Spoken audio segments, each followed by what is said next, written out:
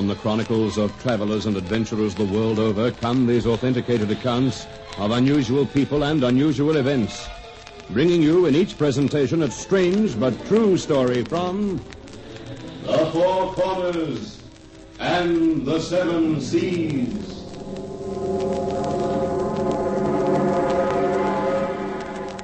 A railroad story from Indiana. The Unseen Hand.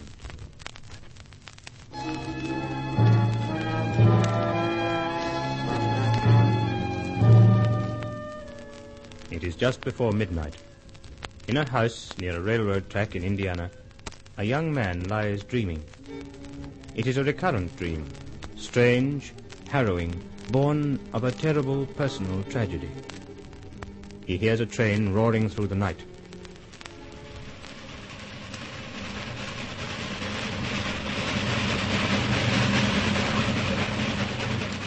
Through the rattle of the cars comes the voice of his dear wife.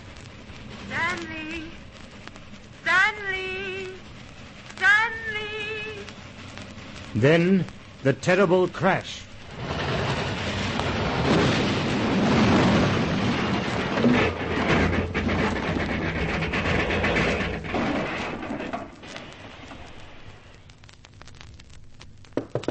Stanley! Stanley! Huh? Oh, yes, Aunt Martha.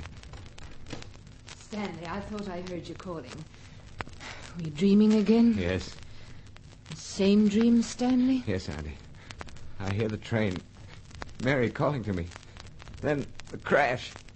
Oh, it's awful. Oh, Stanley, you must try to forget them. You must take up your life again. I know. It was a terrible, terrible thing losing your wife and babies all at once in a wreck.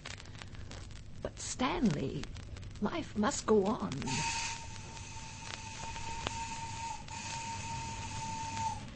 I'm going away tomorrow. Oh, perhaps it's best. Go someplace where you won't hear the trains. I think they make you remember. The Midnight Express. It's a sad sound. A train in the night. Very sad. Very sad.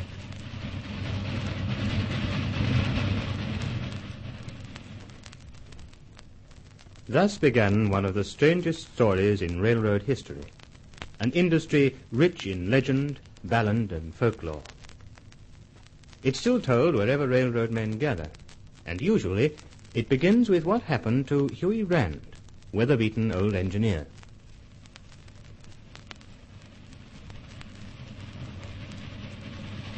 Huey was roaring along in the cabin, his hand on the throttle and singing at the top of his lungs. Daisy, Daisy, give me your answer due. I'm half crazy, all for the love of you. Hey, should I stoke her up, Huey? Yep, we're running late now. Hey, Huey, the stop signal. What's wrong? Can't see a thing. Hang on, I'm gonna stop her.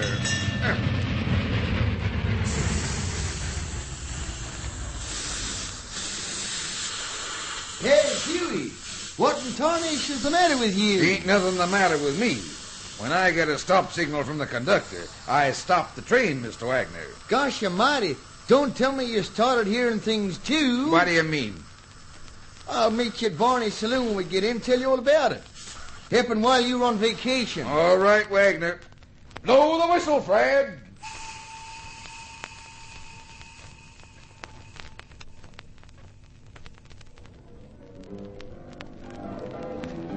Isn't that a funny thing, Wagner? Me getting the stop signal when you didn't pull the cord. You got the go signal, Huey. Huh? What do you mean, Wagner? That's been happening all up and down the line the past month. All engineers are talking about the unseen hand. They reckon it's some kind of a warning. You should hear Moriarty. It happened to him? Yep.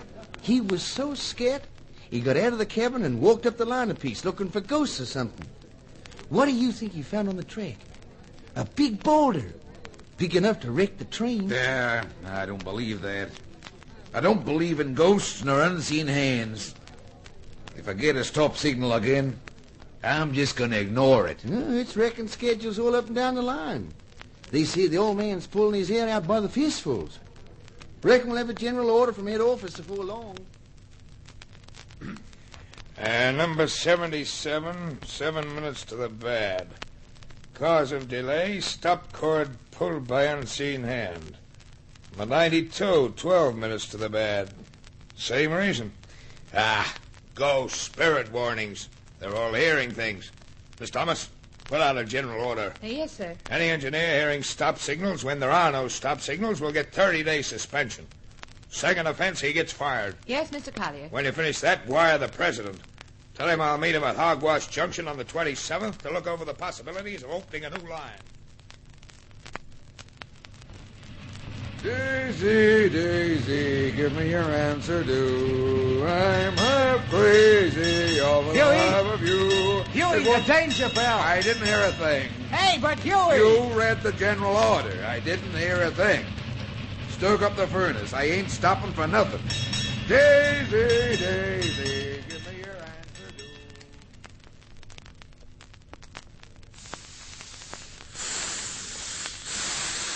Huey, you realize we got the old man aboard? No fooling.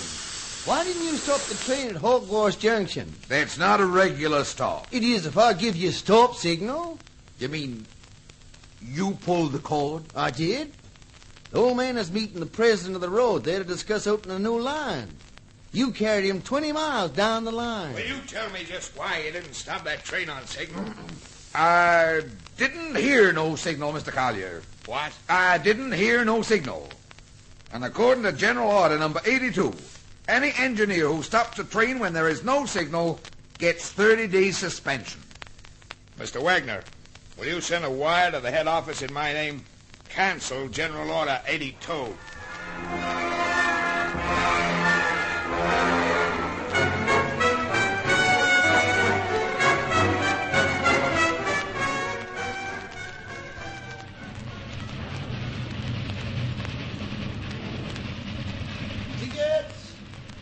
Tickets, please. Bertram, road detective. Oh, yeah.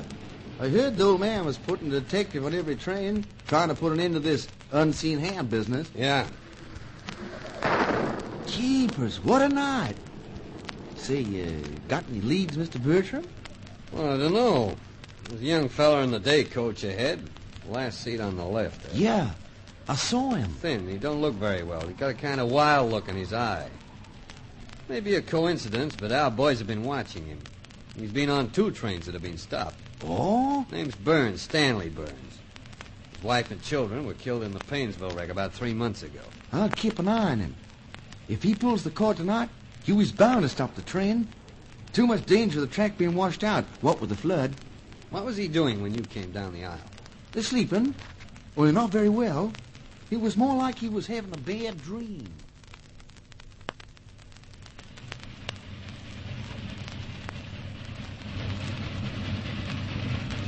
Stanley! Stanley! Stanley! Stop the train! Stop the train! Get it! He's pulling the cord!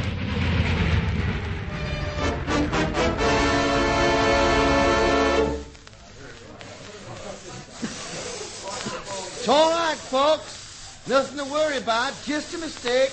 Now, keep your seats, please. Come with me into the stateroom. All right. Keep him out of sight, Bertram. I'll go up and tell Huey we caught the ghost. Now, keep your seats, please. There's nothing to worry about now. Keep your seats. Sit down. You're the fellow who's been stopping these trains the past 2 months, huh? Yes. Why? Oh, something made me. I don't know. Something drove me to riding the trains at night. I didn't always stop the train. Just sometimes when I dream. Dream? About my wife. I'd hear her calling. Then I'd have to jump up and stop the train. If I didn't, I knew a terrible train wreck would occur. And you know this is a criminal offense? Yes. Well, I'll have to put you under arrest. You can see the doctor first, of course. I'm relieved. I'm glad it's over. What do you mean? Always, after I'd stopped the train, I was terrified I'd get caught. I feel now as if it were over. As if I'd done what I had to do. I feel... Ladies and gentlemen, will you please take your luggage and leave the train for a few minutes? There's no danger at the moment, but will you please leave the train? What's the matter? The bridge is washed out ahead. No. Another 3 feet and the engine would have plunged into a 100-foot gorge. Floodwaters are raging below. Not a man would have come out alive. You mean I did prevent a wreck? I reckon you saved about 300 lives. Thank God. Oh, thank God. Don't, son. After this, there's no danger of you being arrested. It isn't that. It's just that, well, it is over now. I've done what I had to do. Now I'll be all right. All right.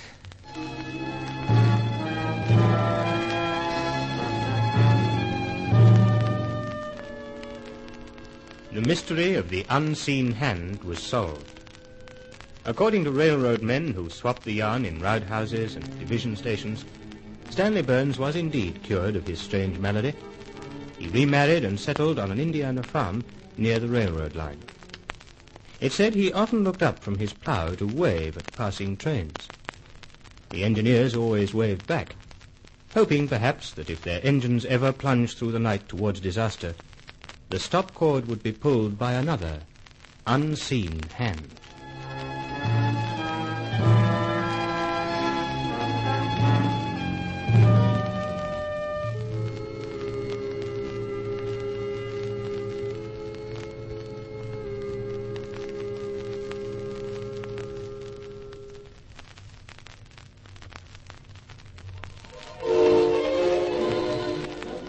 We invite you to listen again to a further story, strange but true, from The Four Corners and the Seven Seas.